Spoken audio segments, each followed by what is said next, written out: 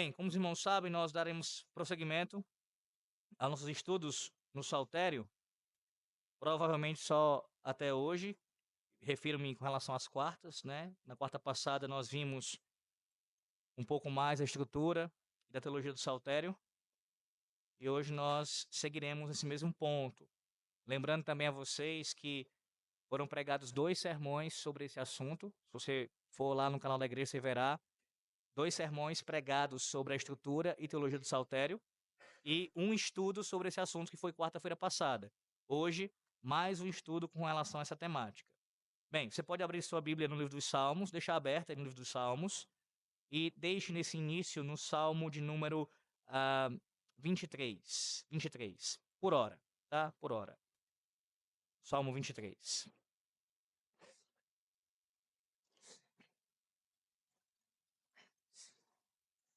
Bem, hoje o meu ponto aqui é continuar falando sobre essa questão da estrutura e começar pelas formas poéticas que aparecem nos Salmos, ou colocando de uma forma melhor, como é que a poesia hebraica ela se caracteriza. Eu já citei isso em um dos sermões, pelo que eu me lembro, que você tem que entender que a poesia hebraica ela distingue, ela é diferente da forma como nós fazemos e entendemos poesia em nosso contexto ocidental.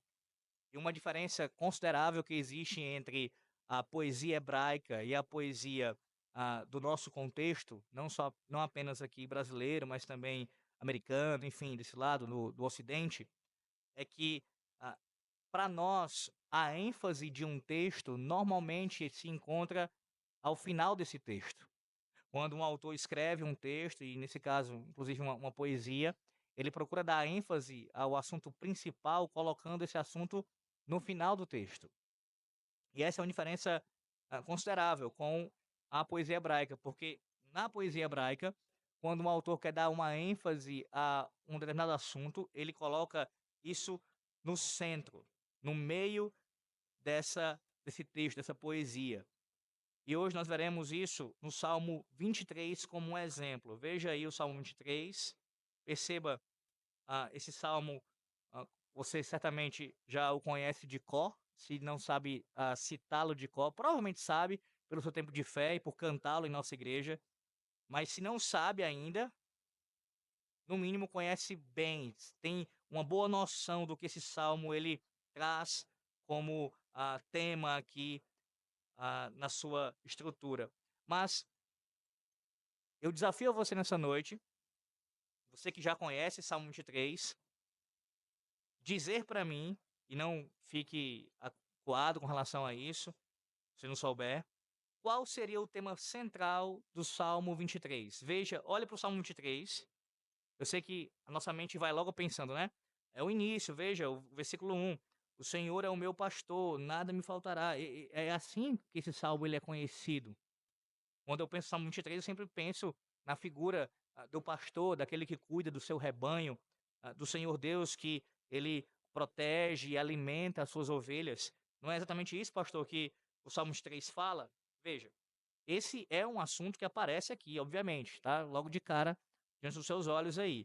Contudo, à luz do que eu acabei de dizer para vocês, que a estrutura da poesia hebraica, ela é caracterizada principalmente por essa ênfase no centro dela. Com isso em mente, olhe para o Salmo 23 e veja o que está no centro do Salmo 23. Vá lá para o versículo número 4. Veja o versículo 4.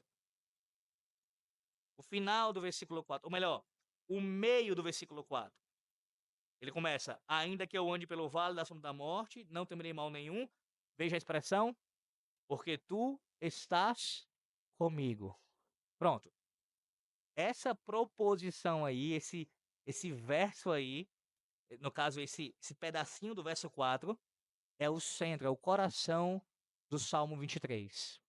De tal forma, meus irmãos, que nós deveríamos ler o Salmo 23 e mais ainda cantá-lo com isso em mente. Veja aí, a partir do versículo 1. O Senhor é o meu pastor, porque tu estás comigo. Em seguida, nada me faltará, ou de nada terei falta, pois tu, ou porque tu estás comigo. A sequência. Ele me faz repousar em pastos verdejantes, porque tu estás comigo. Restaura-me o vigor, ou no caso aqui, leva-me para junto às águas de descanso, porque tu estás comigo. E assim por diante. Guia-me pelas veredas da justiça, porque tu estás comigo, por amor do teu nome, porque tu estás comigo. Veja, a cada sentença, você deve subentender isso. O centro do Salmo 23, a expressão porque tu estás comigo, sustenta toda a estrutura do Salmo 23. É isso que dá liga ao Salmo inteiro. Porque ele trata de mais de um tema aqui. Ele começa com o pastoreio do Senhor, o Senhor é o que cuida das ovelhas. No versículo 5, ele já fala aqui de uma mesa preparada num contexto aqui de vitória. Um contexto bélico aqui, de vitória contra inimigos, contra adversários. Veja que ele termina o versículo 6 falando sobre habitar na casa do Senhor para todo o sempre. Então, há temas distintos aqui sendo tratados. O pastoreio, a vitória sobre os inimigos, ou comer ali celebrando essa vitória, o habitar na casa do Senhor. Mas todos os temas que são distintos estão interligados por um tema só que sustenta todos eles. Em outras palavras, o Senhor é o nosso pastor. O Senhor, ele cuida de nós e nada nos falta, porque o Senhor é o nosso pastor. Pois bem, porque tu estás comigo. Isso sustenta essa verdade. Assim como o fato de que nós seremos alimentados e servidos pelo Senhor à sua mesa, porque ele está conosco. Bem como também o fato de que nós habitaremos com o Senhor em sua casa para todo sempre, porque o Senhor está conosco. Percebe? Essa frase tão curta aqui, mas tão importante, é o coração do Salmo 23. É o que dá sentido a todo esse Salmo 23. Se você perde isso de vista, você perde o principal tema, assunto do Salmo 23. Esse é um problema que não apenas crentes acabam incorrendo nesse erro, mas, infelizmente, mesmo pregadores. E claro que é mais grave na condição de um pregador se perder com relação a isso, porque a obrigação de um pregador é expor fielmente o que o texto diz. Quantas vezes você já ouviu um sermão no Salmo 23 que essa verdade central não foi enfatizada ou não foi o tanto quanto deveria ser enfatizada? Quantas vezes os pregadores se perdem em outras verdades que o Salmo cita ou outro texto cita, mas não focam naquilo que é essencial à passagem? E por que isso? Por que essa ênfase, reverendo? Ora, por quê? Porque o autor, quando escreveu esse texto, assim quando você escreve um texto, você tem um objetivo com esse texto. Há uma razão para você escrever e você tem um objetivo em escrever esse texto. Então ninguém pode chegar no seu texto e simplesmente distorcê-lo e dar o sentido em que ele bem entender. É o sentido pretendido pelo autor. E lembre-se, não estamos falando aqui de qualquer autor. Esse salmo de Davi aqui não é simplesmente o salmo de Davi, como nós ainda ouviremos nessa noite.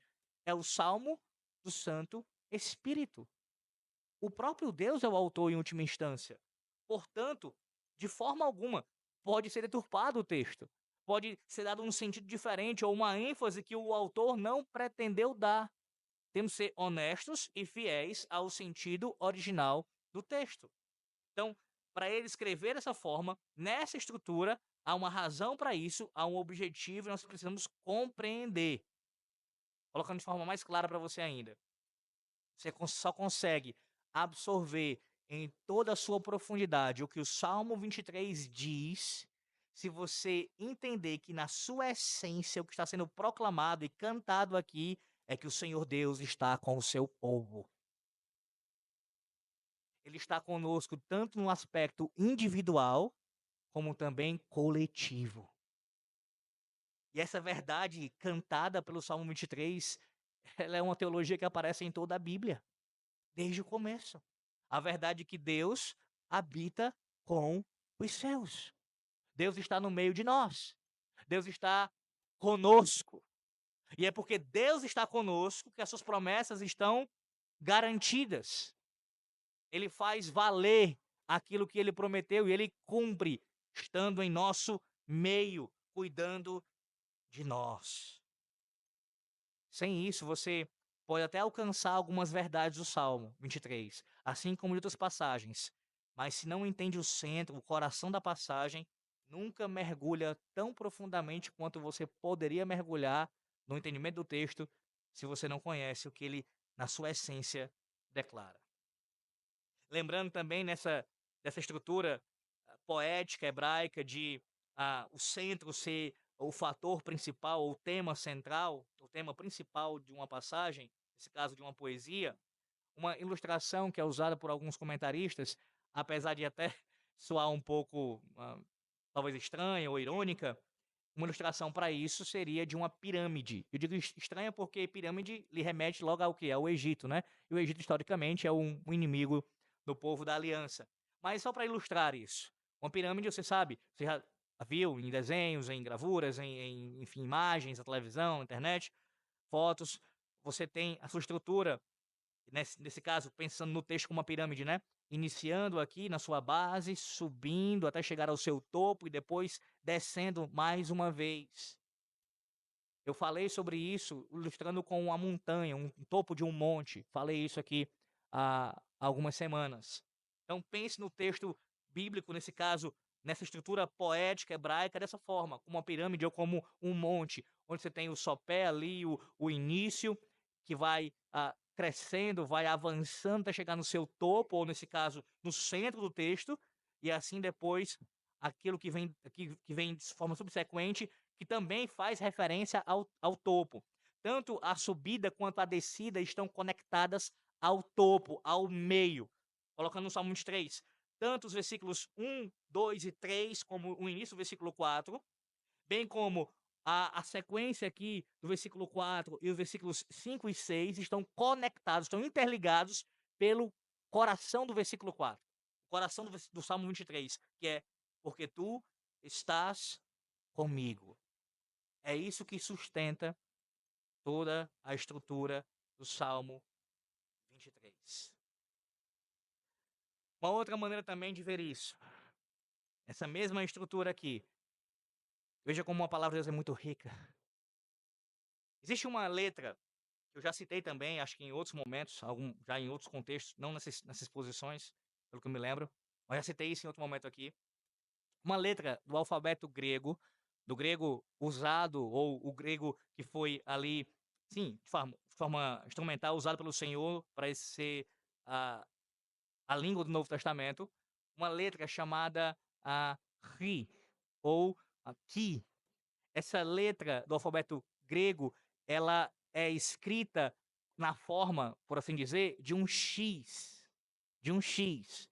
O nosso X que nós escrevemos, né, com dois tracinhos assim entrecortados, no alfabeto grego, o grego koiné, esse símbolo, ele é uma letra chamada, lá no final do alfabeto grego, de ki, ou, como eu disse, a pronúncia dele é de ri.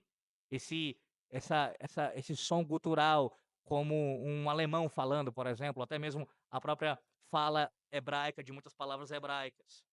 Bem, os estudiosos, utilizando-se dessa letra, usaram ela como ilustração para servir a nós entendermos melhor a estrutura da poesia hebraica. Em outras palavras, assim como um X, ou essa letra Ri, você tem esse cruzamento, esse entrecortar de dois traços. Isso acontece também na estrutura da poesia hebraica. Você tem o texto se desenvolvendo e ele vai se chegando próximo até ter um ponto de contato, o seu centro, o seu meio ali, como eu disse, nesse caso aqui é o verso 4, porque tu estás comigo, e nesse ponto central do X, você tem ali aquilo que sustenta toda aquela poesia. E o que vem depois, na sequência desse X, essas partes, também estão ligadas ao que veio ou ao que foi colocado no centro. Nós chamamos isso de uma estrutura quiástica, é um quiasmo. Quando você ouvir essa expressão de um pastor, ou mesmo ler num livro de teologia, quiasmo faz referência a esse tipo de estrutura. Quiasmo tem a ver com essa letrinha do alfabeto grego, que lembra um X, e tem essas partes se encostando e o seu centro como o principal assunto ali abordado. Bem, isso é para os irmãos terem uma ideia, através de um salmo e de poucas explicações sobre esse Salmo 23, que a minha intenção não é expô-lo aqui nessa noite, vocês perceberem o quão rico é o saltério. Quão rico. Mas prossigamos. Salmo 25, mais um Salmo 25, a gente viu isso na semana passada, um Salmo 25, voltando para ele agora, Salmo 25, observando agora mais formas que são complexas e também variações habilidosas dentro do saltério. Nesse caso aqui, como exemplo, o Salmo 25. Veja, o Salmo 25, que tem aí 22 versos, ele está estruturado numa estrutura acróstica. Lembra o que eu falei já sobre isso, que é um acróstico? Para nós que somos reformados, calvinistas, fica mais fácil ainda pensar num acróstico quando você pensa em tulip. T-U-L-I-P, do inglês. Tulip. Lembre-se, o acróstico, ele é, nesse caso, uma palavra ou uma estrutura formada a partir de certas letras que vão dar sentido ali. Nesse caso, o tulip forma uma palavra. Cada inicial de uma doutrina forma uma palavra. E essa estrutura que é formada é para nos lembrar, nos remeter à lembrança dessas doutrinas. Pois bem, há acrósticos dentro da palavra de Deus, e um exemplo de um acróstico na palavra de Deus é um acróstico formado pelo alfabeto hebraico. Agora volte um pouquinho, né? Eu falei alfabeto grego com relação a essa letrinha que é usada como ilustração, tá? Agora, nesse caso aqui, eu estou falando do texto propriamente dito. No Salmo 25, cada verso do Salmo 25 começa com uma letra do alfabeto hebraico. Eu não uso aqui slides com os irmãos, não daria mais, confesso, seria mais ainda complicado fazer os slides. Espero um dia conseguir ter tempo para fazer isso. Ou então a gente tem uma lousa, como eu fazia na congregação. Eu dava aula na lousa, nas doutrinas, e me ajudava muito. Então, tentar fazer isso no futuro aqui, pelo menos com a lousa. Para vocês verem isso de forma realmente a vislumbrar, a ver isso com os olhos mesmo assim na estrutura. As letras do alfabeto hebraico. Então, você tem cada letra, desde a primeira até a sua última, formando aqui essa estrutura do Salmo 25. E aí você pensa assim, mas, reverendo, sim, isso por si só quer dizer alguma coisa? Claro que quer. Eu expliquei a você já que o fato de ter uma estrutura aqui acróstica, ou seja, o alfabeto hebraico iniciando, cada letra dele iniciando um versículo, aponta para nós o fato de que o Salmo não foi aqui colocado, não foi escrito, não foi composto sem um sentido, sem uma razão. Isso por si só já nos traz essa verdade. Outros salmos para você poder gravar, escrever ou então depois acompanhar isso com calma em casa. O Salmo 9, o Salmo 10, o próprio Salmo 25, como eu citei, o Salmo 34, 37, o 111, 112 e o 119, além do 145. São salmos que possuem a mesma forma, essa estrutura essa complexidade alfabética, né? Por meio de uma ordem, de uma estrutura acróstica com as letras do alfabeto hebraico. Só que nesse Salmo 25, eu peguei ele como exemplo para você ver o seguinte, que no final do versículo no final do Salmo 25, quando você vê aí, ó Deus, redime a Israel de todas as suas tribulações, você perceberá no original hebraico que essa frase aqui, citada pelo salmista, por Davi, ela, ela foge a essa estrutura acróstica. E por que isso acontece? Lendo o salmo no original hebraico, você acompanhando o acróstico sendo desenvolvido e você percebe que tem um verso, vou dar esse exemplo, o último verso do Salmo 25, sem estar na estrutura acróstica, isso aponta para nós que o autor queria dar uma ênfase, chamar a atenção. Nesse caso aqui, veja o que é dito no versículo 25. Ele está chamando a atenção aqui para a urgência dessa oração que ele faz. Ó Deus, redime a Israel de todas as suas tribulações. Portanto, quando você conhece isso no Salmo 25, você percebe que esse versículo 22 precisa receber uma ênfase maior quando estiver sendo lido, e nesse caso aqui, se fosse o caso, eu estivesse pregando, exposto. Porque o autor, de forma propositada, ele queria dar ênfase a esse versículo 22. Mais uma demonstração de uma estrutura e de um sentido aqui que o autor nos traz. Outra, ou no caso outras aqui, a questão dos pronomes e das divisões. Salmo 25, veja aí. Salmo 25, ele tem diversas seções aqui. Veja aqui do versículo 1 ao versículo 7, do 1 ao 7, primeira seção, do 1 ao 7. Segunda seção, ou melhor, na terceira seção dele, o versículo 11, pule só um pouquinho.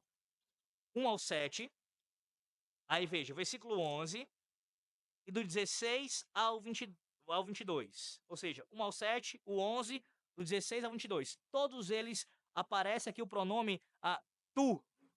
É assim que o salmista se dirige ao Senhor. A ti, Senhor, elevo a minha alma. E sempre tratando assim, do 1 ao 7, no 11 e do 16 ao 22. Você vê aqui o pronome tu, implícito nessa estrutura. Já na segunda seção, que vai do versículo 8 ao versículo 10, veja aí do 8 ao 10, ele começa bom e reto ao Senhor, vai até o versículo 10. E na quarta seção, que vai do 12 ao 15, veja, ao homem que teme ao Senhor, ele o instruirá no caminho, até o 15, os meus olhos se elevam continuamente ao Senhor, pois ele me tirará os pés do laço. Você vê que essas duas seções, a segunda e a quarta, elas já aparecem com o pronome aqui, ele. Ele. Então, tanto o pronome aqui pessoal na segunda pessoa, tu, como o pronome na terceira pessoa, ele, marcam aqui essa mudança na estrutura do Salmo 25. Observando a estrutura, veja, não é um deixar de ter estrutura, é uma estrutura estabelecida dessa maneira. Ele intercala, chamando ou se referindo ao Senhor tanto de forma direta, tu, ó Senhor, bem como também se referindo ao Senhor como ele, na terceira pessoa. Isso acontece nos Salmos, muitas vezes, muitas vezes. Ora, o salmista fala se referindo ao Senhor de forma direta, ora ele cita o Senhor como uma terceira pessoa, ou como na terceira pessoa. Também há uma outra questão aqui que aparece no Salmo 25, nesse caso são ideias entrelaçadas, que é um exemplo também do que acontece no próprio Saltério. Ideias entrelaçadas. Veja aí, tanto a primeira sessão, como a terceira e a última sessão. Eu citei aqui, eu falei, a primeira sessão é do 1 ao 7, a terceira sessão, versículo 11, e a última sessão do 16 ao 22. Você percebe que há um clamor por ajuda. O salmista clama ao Senhor por ajuda. Já o versículo 17 e o versículo 22, a ênfase principal desse clamor é um senso de necessidade, que é de forma generalizada como tribulação ou agonia, no verso 17 e no verso 22. E aí, essa necessidade geral, ela é especificada nos versículos 2 e 3, veja, versículos 2 e 3, o 16 e o 18 ao 20. Especificada com relação ao quê? A necessidade de proteção contra os inimigos. Eu quero que você observe com isso as ideias entrelaçadas. Clamor por ajuda, de forma geral, mas também, em certos momentos, ele insere a questão específica, um clamor por ajuda contra os seus inimigos. Também há outras necessidades que surgem no decorrer do texto. Nos versículos 4 e 5, veja, ele há um reconhecimento aqui no versículos 4 e 5 com relação à sua ignorância dos caminhos de Deus, versículos 4 e 5. Faz-me, Senhor, conhecer os teus caminhos, ensine-me as suas veredas, guia-me na tua verdade, ensina-me, pois tu és o Deus da minha salvação, em quem eu espero todo o dia. E também há um reconhecimento do seu pecado. Veja aí, versículo 7, peço que você leia, por favor. Versículo 7 e depois leia o 18. 7 e 18 mostram a necessidade, ou melhor, o reconhecimento do pecado. 7 e 18.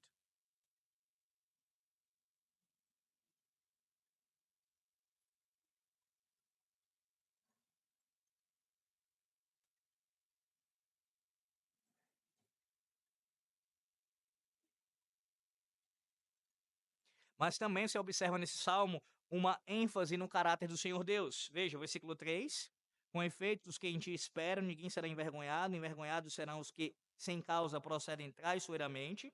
E no versículo 20 também, versículo 20: guarda minha alma, livra-me, não seja eu envergonhado, pois em ti me refugio. Versículo 3 e 20, nós vemos que Deus é aquele que protege. É aquele que ele protege. Mas também nos versículos 6 e 7, veja aí, leia o versículo 6. O 7 a gente acabou de ler. Versículo 6, veja aí, pode ler.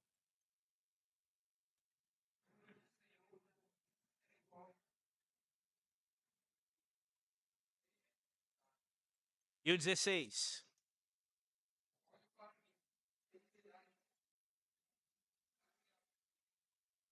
Ou seja, há uma ênfase aqui já na bondade e no amor do Senhor Deus, na sua misericórdia. O salmista aqui, meus irmãos, ele quer dizer que, embora as suas tribulações não saiam da sua cabeça, ele nunca esquece que Deus é por ele. Deus é por ele.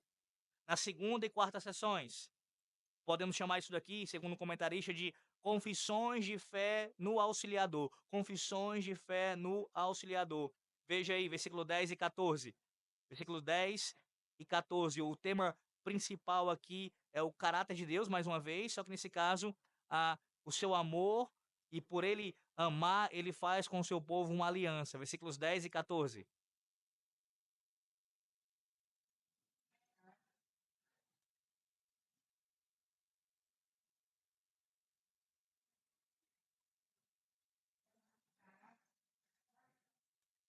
Versículos 13 e 15. 13 e 15. Veja, Deus é aquele que protege.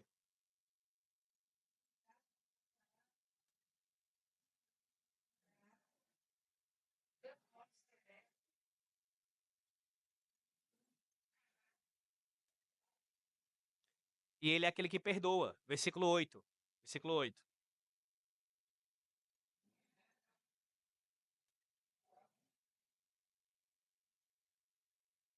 Vou parar por aqui nesse ponto, tá? Porque são muitas coisas no Salmo 25. Só para você ter uma ideia. Ideias entrelaçadas, temas que são tratados aqui, que estão unidos, sim, mas que recebem ênfases distintas e assim por diante. Há também, como eu já tratei com vocês, aqui eu vou ser mais breve, estruturas mais abrangentes no saltério. Nós vimos que os salmos 146 a 150, eles formam os salmos conclusivos do saltério. São salmos que estão repletos de louvor e de adoração a Deus, marcados pela expressão aleluia, do 146 ao 150. Nós também temos os salmos chamados os salmos do Halel egípcio. Esse eu já falei mais de uma vez, eu não vou aqui me delongar nele, você já ouviu que esses salmos eram cantados especialmente no período da Páscoa, que vai do 111 ao 117, sendo 114 o centro desse grupo ali, mostrando a redenção que o Senhor Deus proporcionou para o seu povo. Mas veja um outro grupo aqui, um outro grupo que eu ainda não citei para vocês. Vá para o Salmo 37. Salmo 37, e veja aqui uma ligação que existe entre o Salmo 37 até o Salmo 40. Primeiro o Salmo 37. Veja o Salmo 37, eu quero que você leia aí o verso 30 do Salmo 37.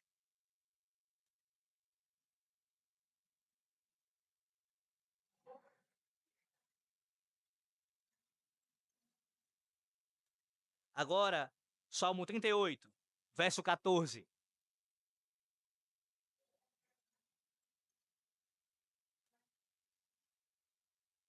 Salmo 39, verso 1. Perceba o tema que é recorrente. Salmo 39, verso 1.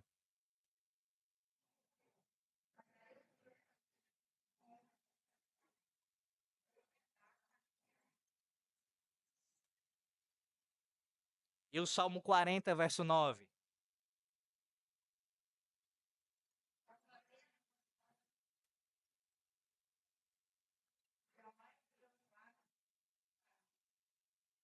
Qual é o tema que percorre esses 4 salmos?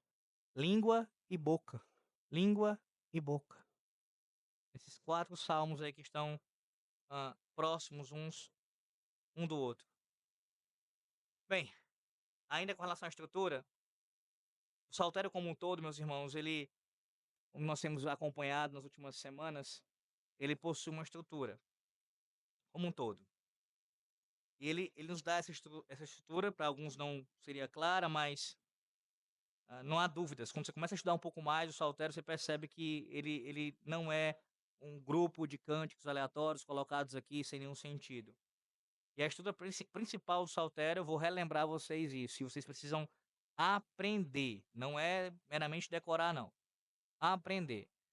A estrutura maior do saltério, a mais abrangente, ou quando você pensa no saltério como uma estrutura, você tem que pensar na sua divisão nos seus 5 livros. A primeira parte, do Salmo 1 ao Salmo 41, a segunda parte do Salmo 42 ao Salmo 72, a segunda parte do Salmo 73 ao 89, o quarto livro, melhor colocando da forma mais adequada, o quarto livro do Salmo 90 até o Salmo 106, e a o último livro do Salmo 107 ao 150, ao 150. São 5 livros, assim, estruturando todo o saltério. Além disso, nessa estrutura como todo o saltério, eu quero que você perceba, e eu vou citar isso um pouco melhor daqui a pouco, é que ele tem ênfase tanto no indivíduo como também no povo. Como é que começa o Salmo 1? Bem-aventurado o homem. Você vê a expressão no singular. Mas como é que encerra o Salmo 2? Lembre-se, os 2 salmos que dão a base, o sustento para todo o saltério. O Salmo 2 encerra como: bem-aventurados todos aqueles que nele confiam. Então você tem uma mudança do singular para o plural. Nos 2 primeiros salmos, mostrando que todo o saltério, e isso aparece várias vezes, ele tem essa ênfase dupla no indivíduo e no povo. Mas para a gente ir para a parte final já, devido ao nosso horário aqui, eu queria, ressaltar para vocês quem é que fala nos salmos. Eu terminei o último estudo de quarta-feira comentando sobre isso, e deixando para hoje nós tratarmos. Quem é que fala nos salmos? Vamos lá, aqui eu estou citando de forma mais direta mesmo um estudioso do assunto que esboça essa estrutura aqui desses falantes dos salmos, né? O primeiro, sem dúvida, que deve vir à sua mente, e não está errado quanto a isso, porque ele é o principal autor do saltério, é Davi, o rei Davi. Ele é o principal autor desse livro, desse inário, e por isso mesmo, quando você lê os salmos, à à primeira vista vem logo à sua mente, o nome de Davi. Veja isso, por exemplo, na própria palavra de Deus, no livro, no Evangelho do Senhor Jesus Cristo segundo Marcos. Abra Marcos 12, para que você leia Marcos 12, versículo 36.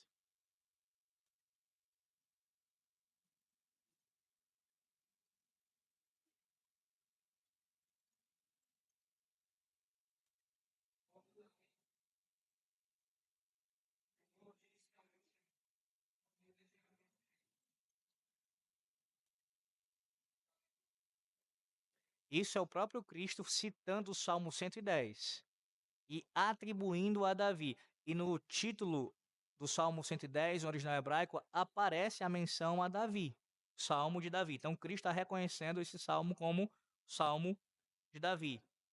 Agora vá para Romanos 11. Romanos 11, versículo 9. Romanos 11, 9.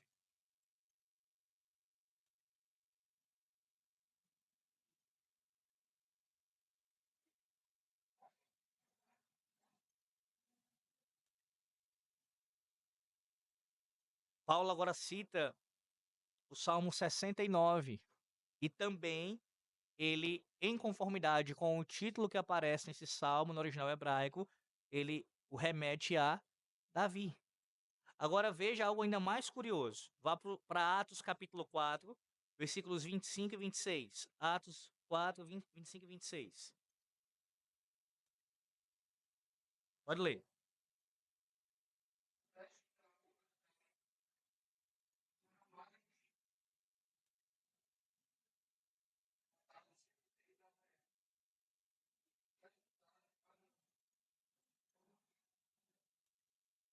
Isso é maravilhoso, porque O Novo Testamento está declarando que o Salmo 2 pertence a Davi, mas o Salmo 2, no seu original, não aparece o título. O título lá com relação a Davi não aparece.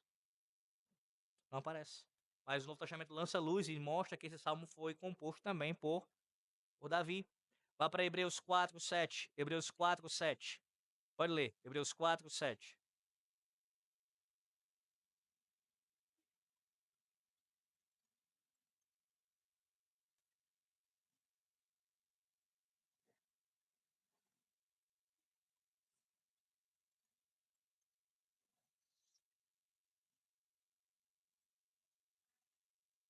É a mesma coisa que acontece no texto anterior que nós acabamos de ver. Ele está citando agora o Salmo 95 e também no seu original o título não aparece, não é atribuído a Davi, mas o Novo Testamento lança luz e atribui a Davi. Não é à toa, meus irmãos, como eu tenho falado frequentemente aqui, que nós podemos afirmar que os salmos são os salmos de Davi, ainda que nem todo o saltério tenha sido composto por ele. Por que nós podemos fazer isso, né? Assim dizer, porque ele é o seu principal autor e porque ele mesmo é chamado assim na palavra de Deus. Lembre-se do texto de 2 Samuel 23:1. 2 Samuel 23:1. Ele é chamado de o doce salmista de Israel. Os salmos estão muito ligados à pessoa de Davi. Ele como seu principal compositor e como o principal nome que conduziu a igreja da antiga aliança a adorar ao Senhor Deus no uso desses cânticos aqui. Ao seu lado ali, logo em seguida, o sacerdote Asaf. Quem é que também fala nos salmos? Israel. E aqui, como nós somos reformados, é sempre bom enfatizar isso. Israel, pensando aqui na igreja da antiga aliança. Não é Israel separada, o povo separado da igreja nova aliança, como se fossem dois povos distintos. Não. A igreja da antiga aliança, assim chamada Israel, o povo de Israel, também fala nos salmos. E como é que a gente percebe isso? Primeiro, entendendo o papel de Davi, que eu já expliquei. Davi é o rei. E na condição de rei, no seu ofício de rei de Israel, ele fala como representante de Deus ao povo, mas também do povo a Deus. Ele representou o povo diante do Senhor. Logo, quando Davi compôs os seus cânticos e entoava ao Senhor, ele não apenas adorava a Deus como indivíduo, mas também como representante de todo o povo. E por isso mesmo, você tem nos salmos, várias vezes no mesmo salmo, tanto a expressão ou a estrutura aparecendo na linguagem na primeira pessoa, alguém adorando a Deus como pessoa, como indivíduo, mas também isso aparecendo no plural, tanto no singular como no plural, como povo. Isso também está entrelaçado em vários salmos. Por quê? Por causa desse papel representativo de Davi, como rei, que falava não apenas em seu nome, mas também em nome de toda a nação. Então, quem fala nos salmos? Israel. Israel canta a Deus nos salmos. A igreja da antiga aliança adora a Deus nos salmos.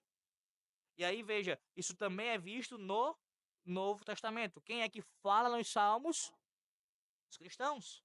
Vá lá para Efésios, capítulo 2, versículo 11 a 22, texto que já foi exposto aqui em nossa igreja. Peço que você leia, é um texto mais longo, mas para lançar luz a isso, o fato de que nós somos um povo só, Israel e judeus e gentios em Cristo. Efésios 2, do 11 ao 22. Veja aí, a igreja como o novo Israel do Senhor.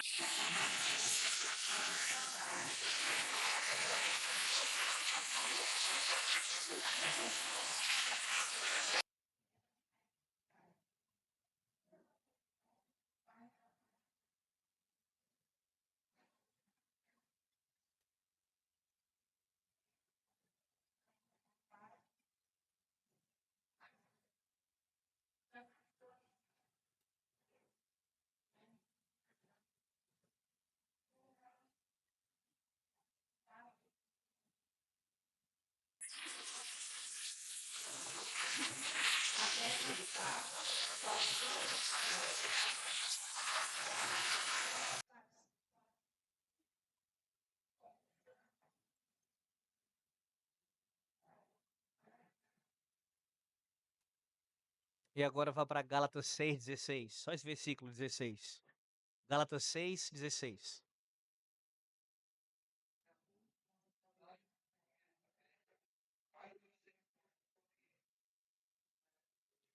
Até você entender isso completamente, você não vai ter um entendimento adequado do saltério, dos salmos. Não vai conseguir cantá-los de forma apropriada, fiel ao Senhor. Os salmos são cantados, ou quem fala nos salmos não é apenas o judeu étnico, é o povo de Deus, quer seja na antiga ou na nova aliança, é judeu e gentil, adorando a Deus como povo de Deus. Os irmãos, o uso frequente que o Novo Testamento ele faz dos salmos, ele demonstra esse ponto de forma muito clara.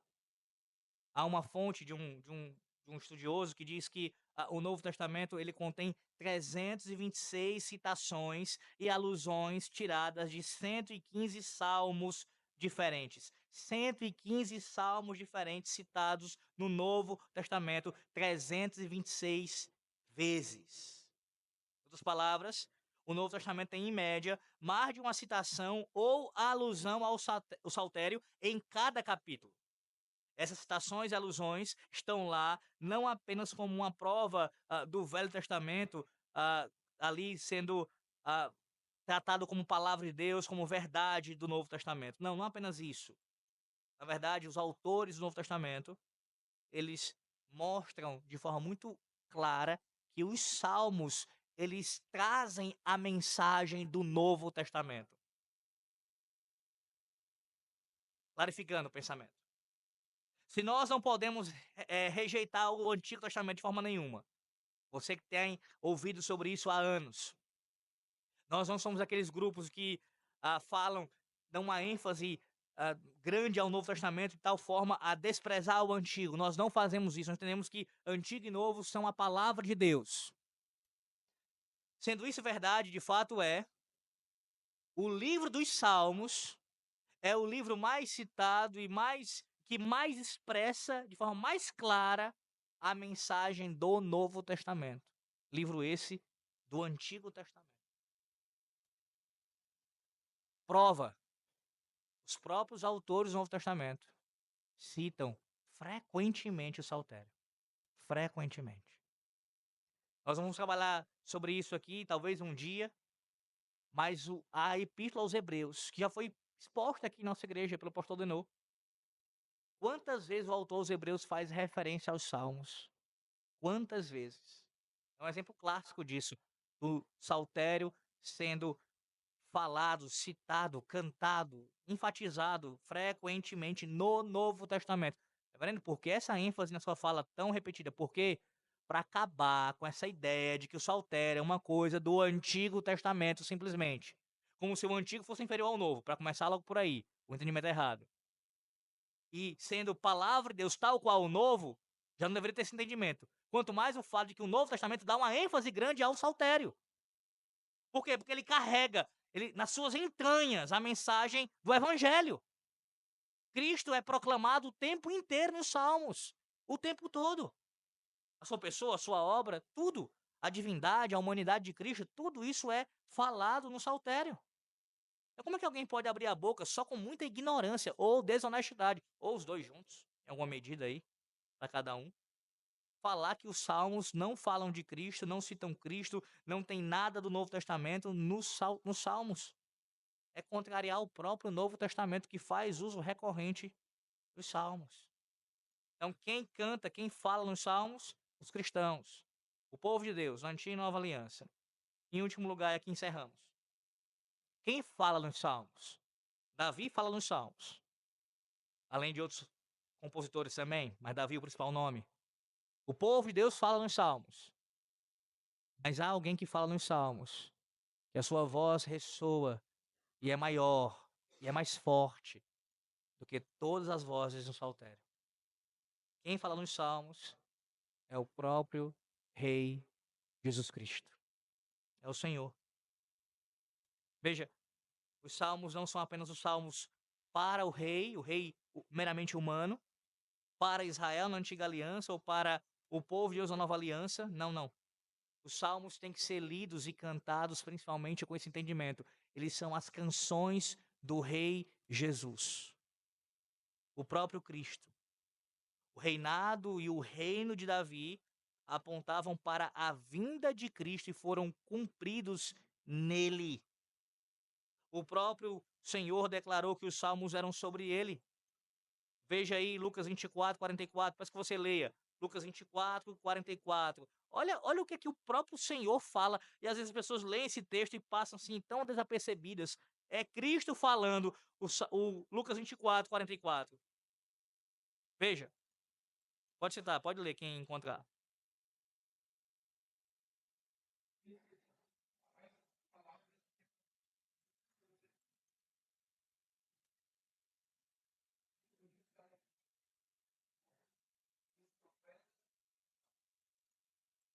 Os Salmos. Em um sentido profundo, cristãos individualmente e a igreja enquanto corpo se identificam com os Salmos porque o próprio Cristo se identificava. Ele vivia nos Salmos. Quando ele purificou o templo, por exemplo, lá em João capítulo 2, os discípulos entenderam essa ação nas palavras do Salmo 69, verso 9. Pois o zelo pela tua casa me consome. Quando ele entrou triunfante em Jerusalém, as multidões o saudaram com as palavras do Salmo 118, verso 26. Ele também defendeu o louvor da multidão, referindo-se ao Salmo 8, verso 2. Ele interpretou a traição de Judas, citando o Salmo 41, verso 9.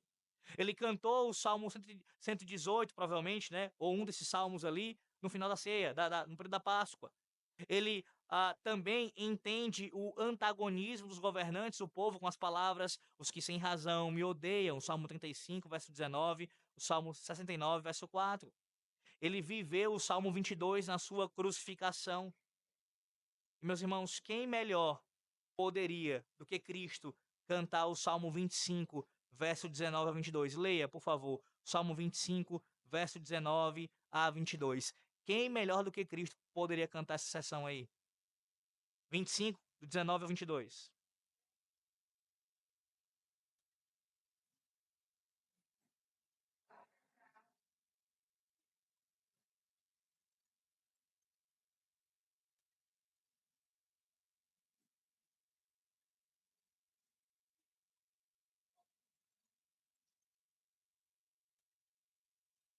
Eu sei que quando você olha para o saltério e vê tantas vezes o salmista confessando pecados, falando de arrependimento, necessidade de arrependimento, você pode pensar, mas como é que Cristo pode encarnar isso? Como ele pode cantar essas coisas?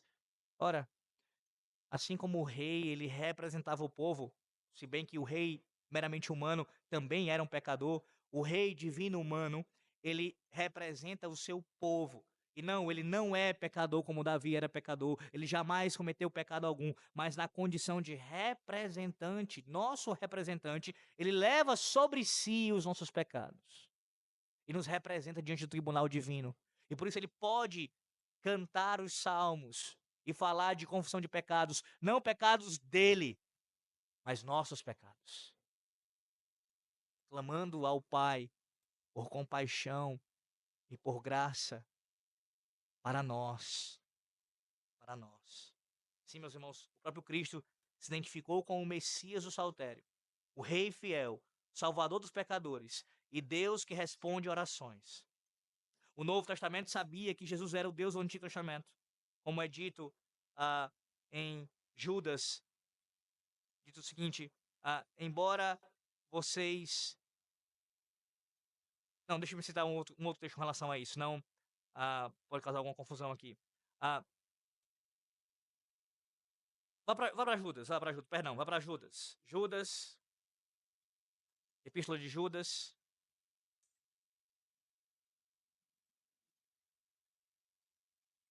Acabei colocando uma outra tradução aqui, para não haver confusão. Versículo 5 de Judas, Judas 5. Tá uma tradução diferente aqui, eu vou ler na tradução que nós usamos na nossa igreja. Versículo 5 de Judas. Quero. Pode ler, pode ler.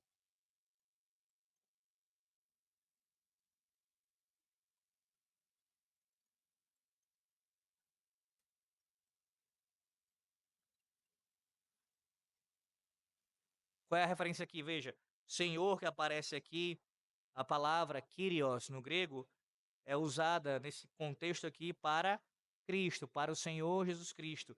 E aqui o autor da epístola está falando que foi o Senhor, nesse caso, o Senhor Jesus Cristo, quem operou aquela grande salvação no Antigo Testamento. Sim, Jesus, a pessoa de Cristo, é também referido como Deus do Antigo Testamento. O Deus do Antigo Testamento, como aquela dicotomia desgraçada, mais uma vez, que ela é feita antigo e novo, duas coisas separadas. O Cristo do Novo Testamento não é o Deus do Antigo Testamento. Isso é uma heresia. O Deus do Antigo Testamento é o próprio Cristo, Pai, Filho e Espírito Santo, nesse caso. Ele, a segunda pessoa, também está ali presente.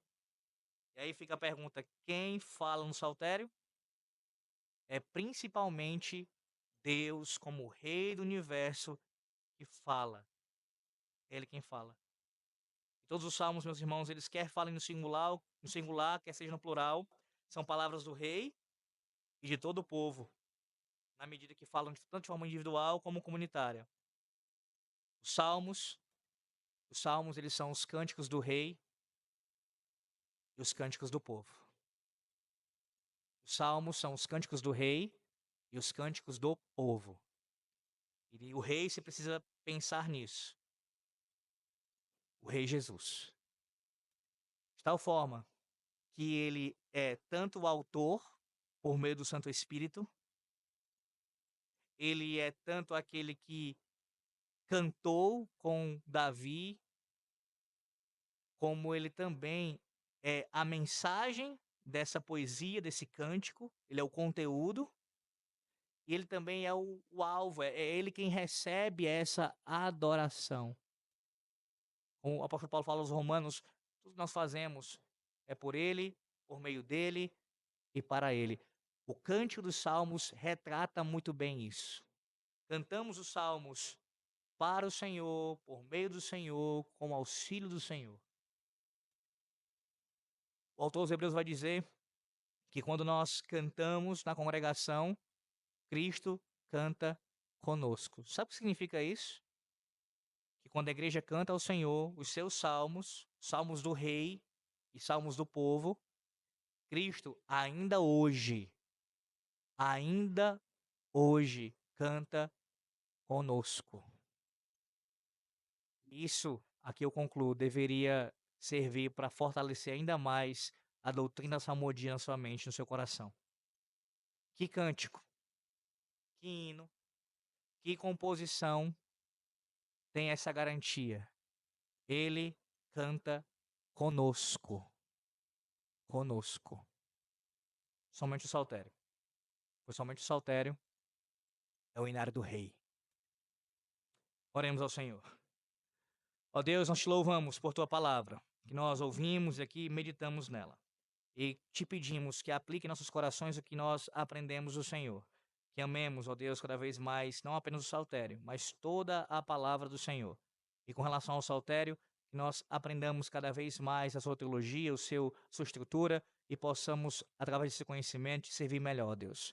Abençoa o teu povo que agora vai orar, que vai, ó Deus, clamar a ti, que vai elevar suas vozes ao Senhor em adoração através da oração. Que o Senhor Deus nos responda por tua graça e por tua maravilhosa misericórdia. E em seguida nos leve em paz e em segurança aos nossos lares.